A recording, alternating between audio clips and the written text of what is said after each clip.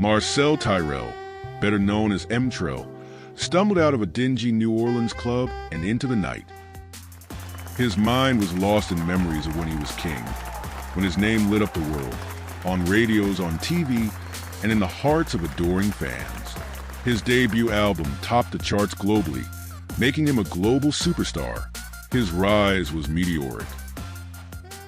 But now, he was invisible, a shadow of his former self. 2 failed follow-up albums, a wild lifestyle, and a prison stint for guns and drugs ended it all. Now, he lived in a tiny apartment, playing cheap gigs to survive, and all he had left was his music and a faint hope for redemption.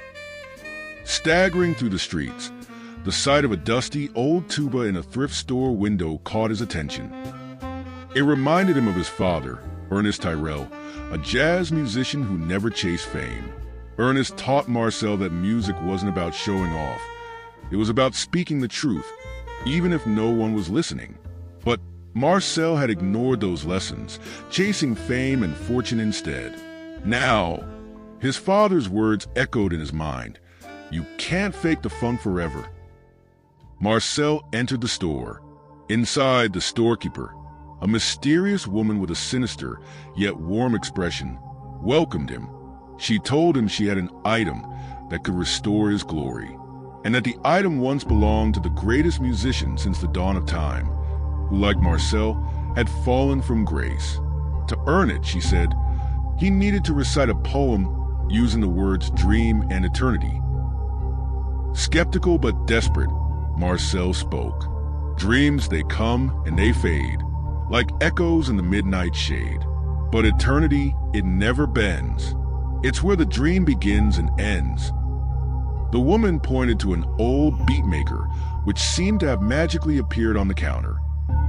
With a sinister smile, she handed it to him, telling him he had paid in full. At home, with a feeling of both hope and unease, Marcel powered up the machine. As he tapped its keys, a strange energy took over him. His hands moved on their own, creating a beat so perfect it felt unreal. Lost in a trance, he found himself in a dreamlike studio, surrounded by faceless musicians. He rapped, but the words weren't his own. They were darker, colder, and lacked the soul he once poured into his music. Yet, they were flawless. When Marcel woke, a complete song was on his screen. It was incredible, polished and radio-ready, but it didn't feel like his. Torn between pride and unease, he sent it to his old industry contacts. The responses were instant. They loved it. Offers poured in, and Marcel felt the spark of a comeback. Night after night, the beatmaker pulled him into its strange trance. Each time, the music grew darker, the lyrics more hollow.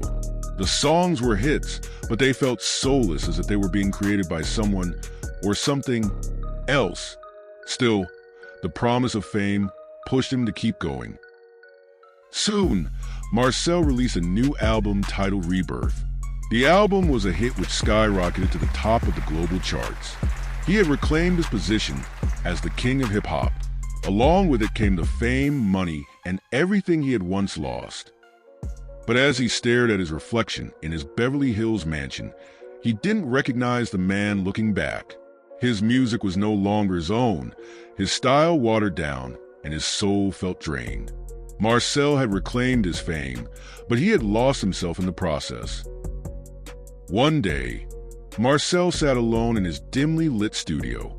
It had been more than a year since he dropped the album that had crowned him king once again, but inside, something felt hollow. The fame, the wealth, the applause, they no longer meant anything. He rested his hands on the beatmaker, its gentle hum vibrating under his fingertips. The unease in his chest tightened. It was time to start on his next album, but a voice deep inside him questioned whether he even should. Midnight came, and Marcel closed his eyes, letting the power of the beatmaker take over him. When he opened them, he was no longer in his studio. He was back in the smoky, crowded clubs of his early days, where he had first built his name.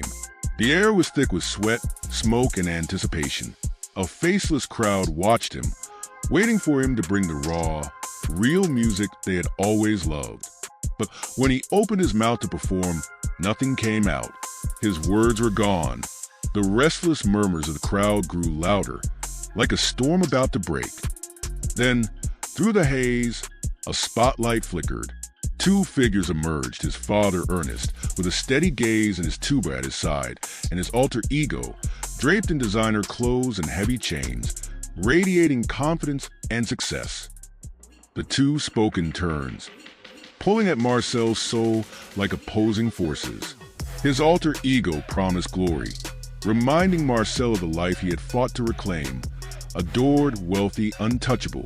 "This is who you are now," the alter ego said, his voice smooth and commanding. "You've earned this. The fame, the fortune, it's yours. Don't let go." But then, his father's calm voice broke through. "An artist is driven by conviction, not by the crowd," he said gently. "An entertainer fades, but an artist's legacy endures. You were born to create something real, Marcel. Don't lose yourself chasing applause." The argument raged on, their words a battle for his soul.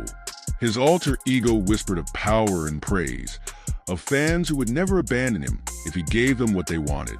His father, unwavering, reminded him of the boy who had started rhyming in the streets of New Orleans, a boy who had once cared more about truth than fame.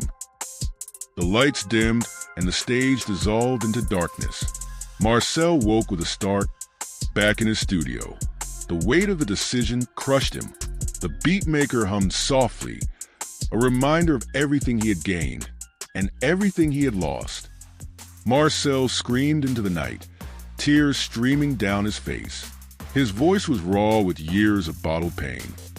Then, in a moment of clarity, he grabbed the beatmaker and hurled it against the wall. It shattered into pieces, scattering like the remnants of his old life. In a fit of rage, he thrashed the entire studio. For the first time in years, Marcel felt relief. He stood in the silence of the studio, breathing deeply as the machine's fragments glinted in the dim light. That device had been both his tool and his curse, feeding his ambition while stealing his soul. Now, it was gone, and with it, the part of him that had craved the spotlight. At sunrise, Marcel packed a small bag.